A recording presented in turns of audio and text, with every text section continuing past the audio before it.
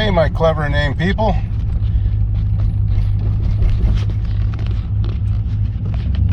We're dealing with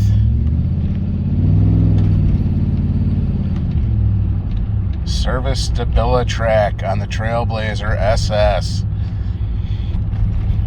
Filming this at night because you can see what's going on the dash a little better, but I've got it turned off so it won't interfere too much. But if I give it a little juice like that, service Stabilitrak comes on, ABS light comes on, and then after I'll just coast for a little while, it goes back to having the Stabilitrak off again. So a lot of folks think that this is the steering angle sensor, and it can be, but in general, let's face it, it's probably the front hubs, the unit bearings, more to the point, the ABS wheel speed sensors. But you know, if you're going to go to the trouble of trying to get those out in one piece and replace them, you know, the hubs on these things go bad anyway. And I can tell this thing pulls a little bit when you first apply the brakes. It's got brand new brakes from Brake Motive. They're part of the Power Stop family now, and so it wasn't a braking issue. So it's definitely a problem with the unit bearings. So I've got new ones coming from Rock Auto, and I can't remember which brand I bought. It's a brand that I've had a lot of luck with, and for some reason it escapes me. So when those come in, we'll finish this video and we'll show you how to change out these wheel bearings. They're really easy, especially compared to some of the ones on Fords and stuff. But we'll see here. We'll see if my theory is correct. And Stabilitrak goes back off. Okay, so the hubs finally came in from Rock Auto. And I forgot, it's these Mevotech or Mevotech, I don't know how you say it. I had great luck with ball joints and stuff like that for the Excursion with these guys.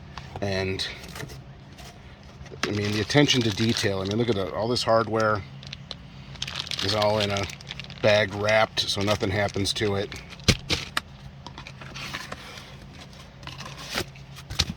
Big plastic cover over the bearings so nothing happens to it in transit.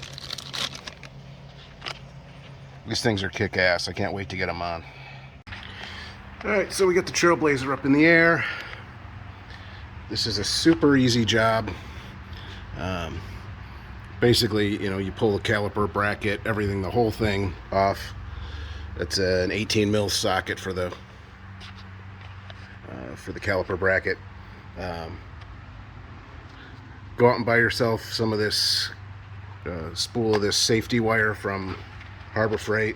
It's always great to have around. This way I'll just hang this caliper up there and keep it up out of the way, like so, and then pull off the rotor that's still a little warm. These are the new ones that I think I told you before. These are Brake Motives. They are now part of the Power Stop group. I guess Power Stop just acquired them not that long ago. I can't tell any difference between these rotors and the Power Stop rotors. They're exactly the same.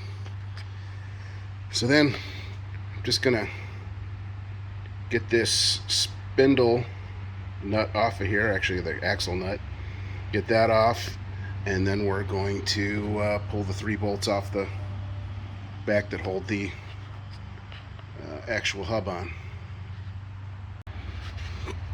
So, oh wow, can't really see that very well, but these 3 bolts that go in the back, I really like using one of these impact swivels.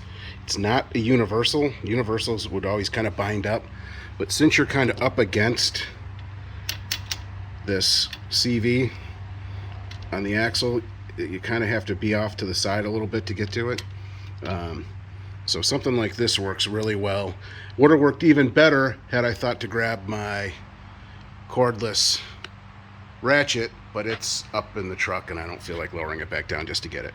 So at this point, this is all going to be free. We just give this a couple of wraps with a hammer.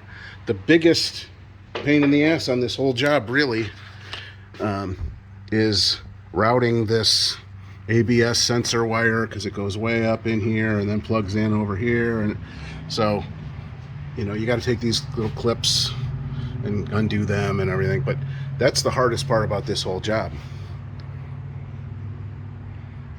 Assuming that all your knuckle isn't all frozen in. But these bolts that go in through the back are also an 18 mil head. Unlike some of the Forge or something that have, like, some of them have a hex socket or a really tiny head on them. This has enough meat that you can get on them with a real wrench. They're only torqued down to 75 foot-pounds, so it's not like you got to kill yourself to get them off. But we're going to take this off, and then I'll show you the beautiful new Mevotech hub bearings we got. They're just gorgeous. So it's a couple of little wraps of a hammer. This backing plate might actually stick a little bit when you do it, but everything comes off real nice and easy with just a couple of wraps of hammer. If you're going to do half shafts, front half shafts, this is probably the time to do it. Unfortunately, it does not, I don't believe it makes it through that hole. It may, but I doubt it. But now is a good time to do it. And let's go take a look at these beautiful new hubs. So, like I said, beautifully boxed, and look at torque specs right on the label.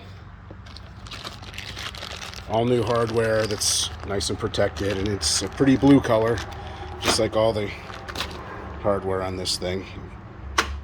Nice plastic cover that's almost too nice to throw away. But look at, oops, sorry, you need two hands to do this, guys. I mean, look at this thing. No bare steel anywhere. It's all powder coated.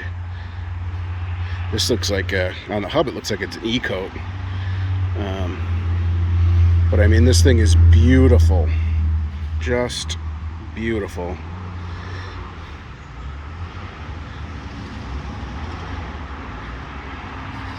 Unlike the mess that we still have around here at the shop that we were supposed to clean up a long time ago. And again, I know I keep gushing about this stuff. I know it's just painted blue, but look at, it's got the Loctite on it already. This thing just slides right on. Goes exactly the same way as you did it when you took it off, except for that these bolt heads are actually a little smaller. They are not 18s, they are, what, 13s? Yeah. So again, I know I just said it was so great that they had big giant heads on them, but I'm not going to slam the Mevotech guys for this. I wish it had an 18 mil head, but this is a prettier bolt anyway. And that's it. We're all wrapped up. This is not a tough job. You can do this in your driveway. You don't need a lift. I would just suggest jacking the car up as kind of as high as you can, because if you can swing, if you can have room to swing a socket wrench or a breaker bar low, it really helps. That's part of the reason why it's so nice to do it on the lift.